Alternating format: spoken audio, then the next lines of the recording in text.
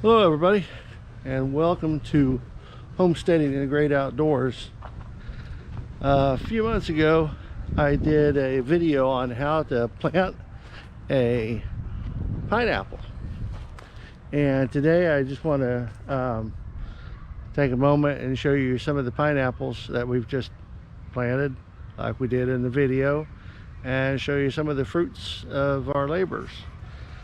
So right here we've got a little pineapple growing right there, and then we walk on down here and got another pineapple right there.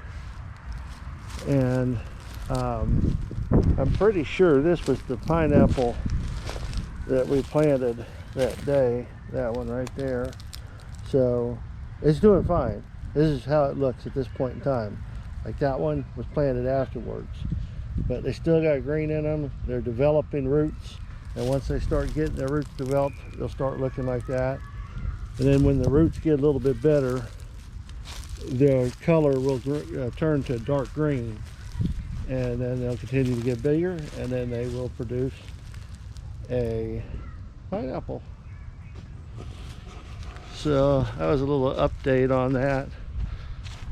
Also, we've got some blueberries going on.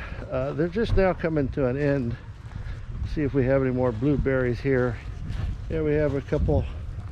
Right there's one. There's a few more. Again, these are very young plants. So they were producing, I think we got up to 14 in one day. But with blueberries, I learned this year, sorry about that, I learned this year that you want to pick them and eat them as fresh as you can. You don't want to wash them, because there's that gray haze that's over the blueberry, and that carries a lot of antioxidant properties that are good for you. And if you wash them, you wash that part off. So they say do not wash the blueberries. So that's a little update. My wife's got some other things growing. I'm not sure what they are. And oh, the roses. And then last year we did what'd you call that, garlic? Chives. Last year we did some chives, and they didn't do so good. But this year they've and this is what's left over from last year. They just came back this year and doing really, really well. And so you never know, that's happened several times, different plants, where they don't seem to do too good on the first go round, and then you just ignore them, and then the next spring they start to do really well. And these are my wife's roses that are taking off and blooming. So this has taken a couple of years for these guys to grow. We're learning. And this one, when I transplanted it, it was so leggy and it was terrible looking. It looked really sick, and so I cut it back to nubs. I mean, there were probably about that long, hardly any green on it at all. I think I left a couple of branches that looked good, but I cut everything else back, what do you say, maybe a month and a half ago. And I mean, it has grown this much in a month and a half, and is more lush than it's ever been.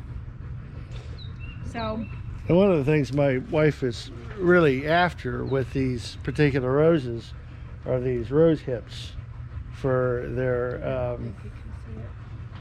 let me give you a close-up on these rose hips. They come after the bloom, right? yep. After the bloom falls off, then they develop these, and then they get a little bit larger, and then they're great for vitamins, and just a great thing too. What's the best thing about the rose hips? Oh, vitamin C. Oh, hi. There's more vitamin C in it than almost any other fruit. So. And she makes a tea out of it.